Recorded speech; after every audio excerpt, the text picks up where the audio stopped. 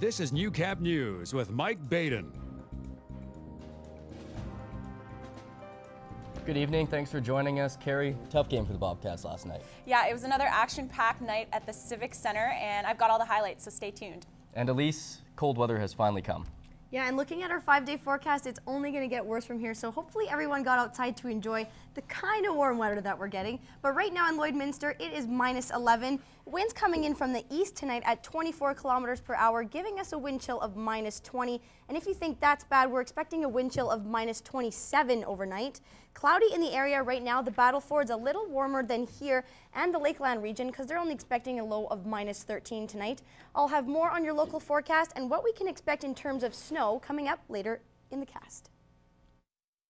It's a welcome relief for those suffering from MS. The Saskatchewan government is providing funding for MS patients to participate in a liberation therapy clinical trial in Albany, New York. Emmett Murphy has more on what this means for a province that has one of the highest rates of the disease in the world. It's an announcement that has the Lloydminster MS Society obviously excited. Hopefully we'll be one step closer to finding the answers that MS patients have been waiting for so long. So this scientific evidence should be a really great next step in getting those answers that everyone's waiting for. 86 people from across the province will be randomly selected for enrollment in a 2-year clinical trial. The trial will explore the effectiveness of angioplasty in relieving MS symptoms. Sheldon McPherson has already received the treatment in New York before the government announced it would fund the surgery. I got up off the table and my balance was way better. My fatigue that I had, my terrible fatigue that I couldn't even describe, was actually gone, and it's still gone to this day. Application for the 2-year trial will be accepted until February 24th. Half of the patients will receive the treatment, half will not, in order to obtain a scientific conclusion. McPherson says he doesn't need to wait for any results. He thinks the surgery will be a benefit to anyone. Yes, definitely, anytime. It's great. I mean, even if it just would have relieved my fatigue, it would have been well worth it. So the Lloydminster MS Society commends Saskatchewan for being a trailblazer in MS treatment. Green adds that MS sufferers still have a lot to look forward to. Emmett Murphy, Newcap News.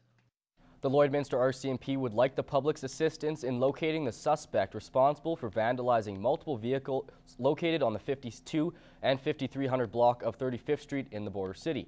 Sometime in the early morning hours on December 15th, the suspect slashed several vehicle tires belonging to various residents. If you have any information about this or any other crime, please contact the Lloydminster RCMP or Crime Stoppers. Police have arrested 2 people after an early morning kidnapping. A 26-year-old man was beaten, stabbed, and robbed at gunpoint. Police say he was at a party in the 900 block of Preston Avenue in Saskatoon. The suspects threatened to shoot the victim. However, he suggested to them that he had money at another location. The victim was then forced at gunpoint into his car with 2 suspects. While they were en route and in the downtown area, the gun went off inside the vehicle, just missing the victim. The driver stopped the vehicle and jumped and ran to the local police station. The suspects immediately fled the area in the victim's vehicle. The stolen vehicle was then abandoned and set on fire at 11th Street and Circle Drive at around 7 a.m. A 26 and 24-year-old man faced multiple charges, including attempted murder and forcible confinement. Police say the suspect have gang affiliations. The victim was taken to hospital and later released. The investigation is ongoing. Anyone with information related to this investigation is asked to call police or Crime Stoppers. The Great Canadian Roadshow wrapped up its leg in Lloydminster today, and the response has been overwhelming. Elise Cox tells us what the roadshow was able to contribute to the community. The Great Canadian Roadshow received tons of impressive collectibles these past 4 days, everything from rare coins to a mammoth husk. Frank Stevens brought a collection of coins and bills he inherited and is hoping for the best. I'm hoping they're worth quite a bit of money. If not, I'll be keeping them. I'll get them appraised, see what they're worth, and then make a decision whether I'm going to actually sell them or retain them in my possession. The Roadshow is working closely with the Heart and Stroke Foundation, accepting donations and matching them dollar for dollar. We wanted to find something that we can truly stand behind. Everybody in some part of their history has been touched by a heart disease in some form, or knowing somebody with that's had a stroke. And for me, it's a good way to give back to the communities that we visit. So far, with the donations the Roadshow has received, they have raised close to $1,000 for the Heart and Stroke Foundation, something everyone wants to support. Oh yeah, my mom and dad both had heart problems. If we sell, we'll be making a donation there as well. That won't be a problem on my part. So Frank will be leaving the Roadshow, hopefully without his coin collection and a pocket full of money, and knowing he has helped the Heart and Stroke Foundation. Elise Cox, Newcap News. The Lloydminster Bobcats had another nail-biter of a game last night on home ice, facing their rivals, the Spruce Grove Saints. Topher Flanagan was back in the lineup after a big hit from Camrose on Wednesday, and defenseman Isaac Berglund making his debut after being acquired from the BCHL's Westside Warriors. First period, Lyndon Lewis gets the Bobcats on the board first, and it's 1-0. Then Topher Flanagan, coming up the center, crashes into the net in an attempt to make it 2-0, but no dice. And the Bobcats aren't slowing down. Preston Kopech hoping to get another. Looks like the puck made it through, but only wishful thinking for Bobcats fans.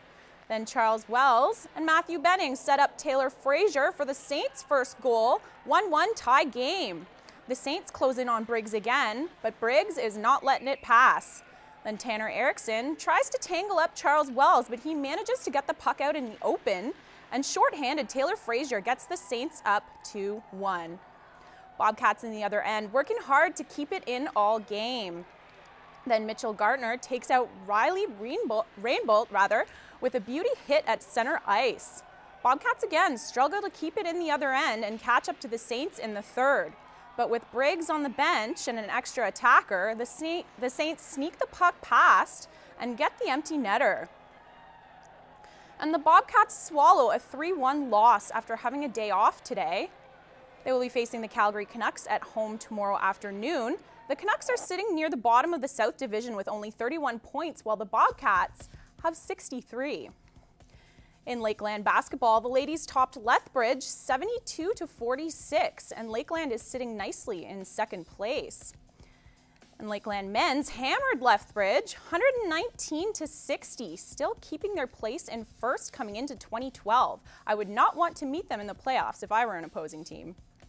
On to volleyball now. The Lakeland ladies lost out to 5th place Grand Prairie 3-1.